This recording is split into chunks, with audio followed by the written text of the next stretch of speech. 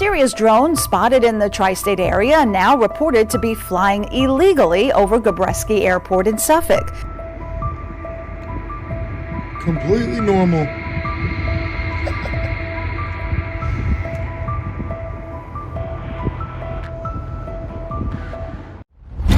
This is dangerous for the whole country. I mean, just think about this. If we have objects in the sky that are the size of an SUV over any city, over any state, it's an invasion of our airspace.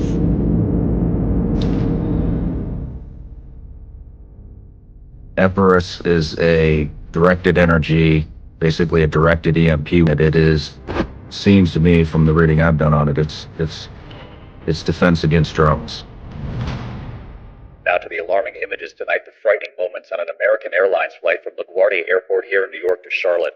Moments after takeoff, a bird strike leading to engine failure, the plane then relying on the other engine for an emergency landing at nearby JFK Airport. Eberus is a really important company, and I'm proud to be a co-founder there with it. It's not just, I can't take credit for it by myself. What is Palantir? A scare in the air. Flight from LaGuardia Airport had to make a U-turn in the sky just after takeoff because of a bird strike.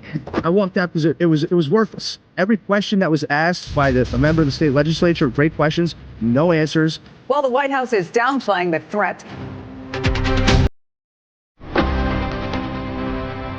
What the hell do you think these drones are? You know, gotta be at the Army Navy game, so I'm bummed that I'm gonna find out tomorrow probably from all these guys, you know, because I'm sure they know. I'm sure they know, but I haven't texted them and asked. I mean, if it's not ours, then it's really incompetent, right? If this is ours, then it's also kind of weird. Like, why are we doing this and freaking people out? But if it's not ours, what the heck, man? We have no evidence at this time that the reported drone sightings pose a national security or a public safety threat. It was like 2 years ago we're freaking out about a spy balloon traversing the United States. I got a good answer on that, though. I'm sure it's public by now.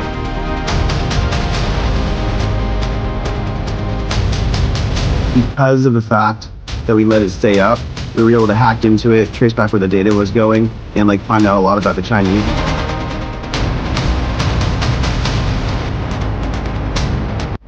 Drone warfare is becoming obviously very prevalent. Absolutely critical. This is the future of warfare, is like lots and lots of manufactured smart autonomous drones, whether they're flying, whether they're on the water, whether they're under the water, whether they're on the land.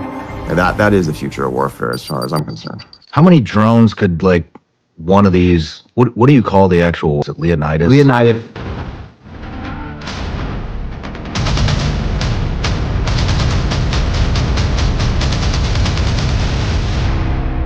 Gallium nitride. Gallium nitride is a GM, they call them GAN is the element, you know, code. The gallium nitride, these are super efficient emitters, and these exist in other places too. It's a big breakthrough that was really started to be used in the last kind of like 10, 15 years in a bunch of different contexts.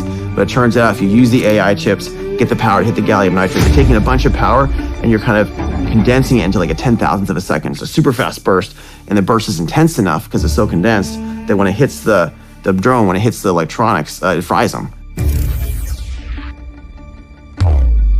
The recent sightings of unidentified drones in the state of New Jersey, my home state, is justifiably causing tremendous public concern. Foreign drone technology, particularly China, is a full decade, 10 years ahead of where we are. That is unacceptable in America.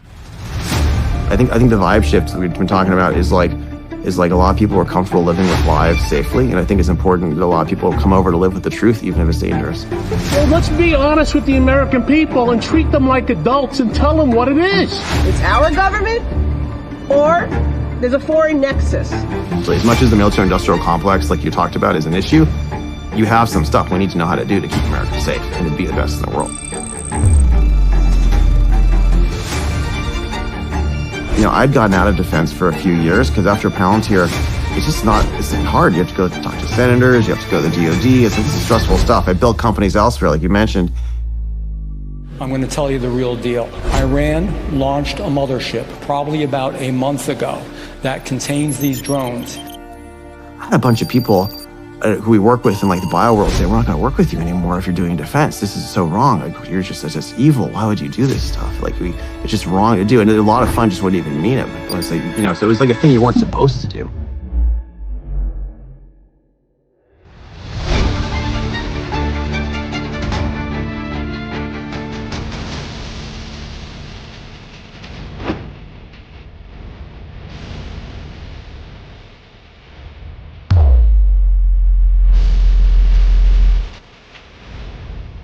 A lot of our smartest friends in China were being forced to have their engineers work on military projects. And we said, wait a second, this is not good.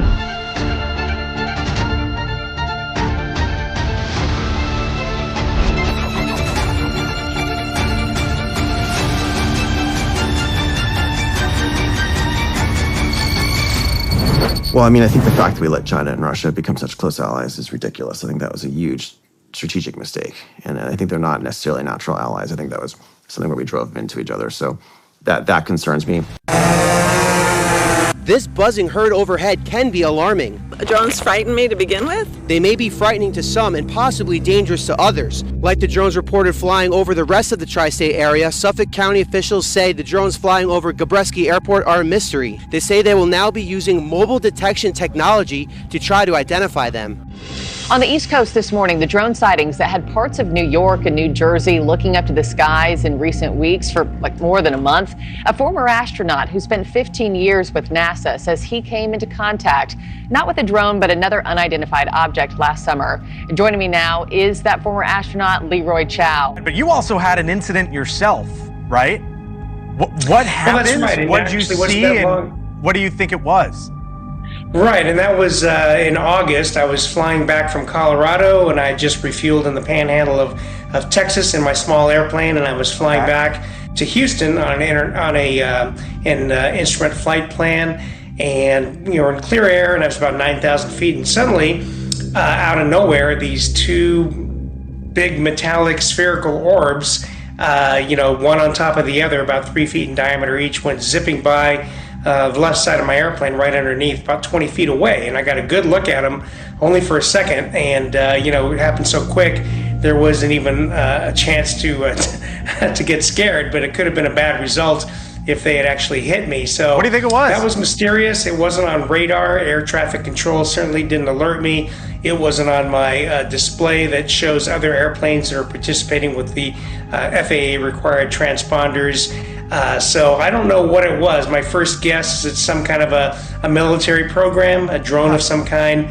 But it's hard to say, right? Do you think they knew that they were messing around with someone who used to be up on the International Space Station?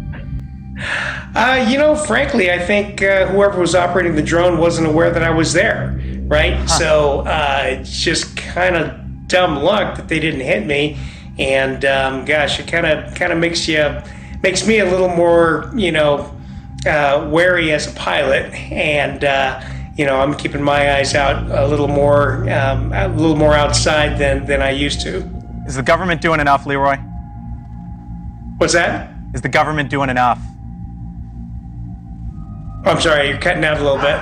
Is the government doing enough? Do you think they're doing enough to basically get to the bottom of this? I think they could be a little more transparent. I think they could tell us what they know. I mean, and like I said, if they really don't know, that's a little more disconcerting, right? I mean, shouldn't they know? I mean, how could we have the best, most advanced military and technological capabilities in the world, and if they don't know, that's even more disconcerting. Leroy Chow, former NASA, former commander of the International Space Station, had an incident of his own, and of course, is asking questions just like the rest of us. But I was thinking to myself when I was reading your story, did Tower not tell you, that this was coming? Nothing showed up on your instruments? I mean, that's wild. Right. Have you ever seen anything like this before? No, never. This is the first and only time I've ever seen it. It was a little bit earlier this year in August, so nothing before or since. And your resume, I mean, you have such a lengthy and impressive resume. 3 space shuttle flights. You were the commander on the Expedition 10. You have no reason to make this up. Have you gotten any pushback, after coming public with your story? No, actually, I kind of kept it to myself. I told a few people about it at the time, but really hadn't talked about it till I was asked on an interview on, if I had seen anything strange before. And I just, like I said, at the time, I assumed it was a secret government program. And so, I hadn't talked about it till being asked. But no, I haven't really gotten any pushback. Yeah, good. So what's your take on what we've seen the past, month and change over the Northeast and these drones over Jersey? You think the government knows more than they're telling us? Well, it's mysterious. I would hope that our government would be able to track and detect things like this, because obviously an enemy could use this kind of thing if we couldn't, to cause some kind of issues for us. So I guess I have a hard time believing the government is telling us everything they know about what these things are.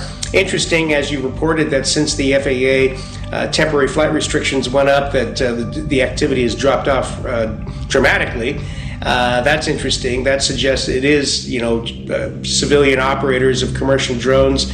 But some of these things, I guess, are pretty huge. So it's hard to believe somebody has the resources to, buy a fleet of these things and operate them the way that has been reported. State and local officials are banding together, seeking answers to the mysterious drone sightings, so they will be ready to handle potential threats in the future. Nate Foy is in Jersey City, New Jersey. If there are drones tonight, probably won't be Santa Claus, though it might be. But what are they prepared to do about the drones that are out there now? John, they have no idea really how to handle this, because New Jersey hosted a meeting with various law enforcement agencies at the state level on Friday of last week, and they discussed protocol for how to deal with this. But ultimately what they came to is, if there isn't congressional action, the counter-drone authority really lies with federal authorities rather than state and locals right now. So they're kind of hamstrung on how they can deal with this, and this comes as the reported drone sightings are decreasing significantly, just one per night over the past several nights, which is down from 150 per night very recently. And that's something that at least one New Jersey state trooper is very happy about. Listen to this. I'm glad that the temperatures kind of come down on the issue, but I still think it let us know in law enforcement that we have a little ways to go on those fronts on detection and mitigation. So we'll put our heads together. Take a look at this, John. A woman in Far Hills, New Jersey took this picture last week. Federal and state authorities continue saying there's no reason to worry. And it's not just New Jersey waiting for answers. Drones have been spotted in 11 states, from California to New Jersey and New York, where drones are temporarily banned from flying over more than 50 critical infrastructure sites. And the NYPD wants those restrictions to continue in New York. Meanwhile, here in New Jersey, we are outside a power station in Jersey City, one of the 22 protected sites in the state. That means that drone pilots can't fly within 1 nautical mile of here. If they do, they can be detained and their drone can be taken down.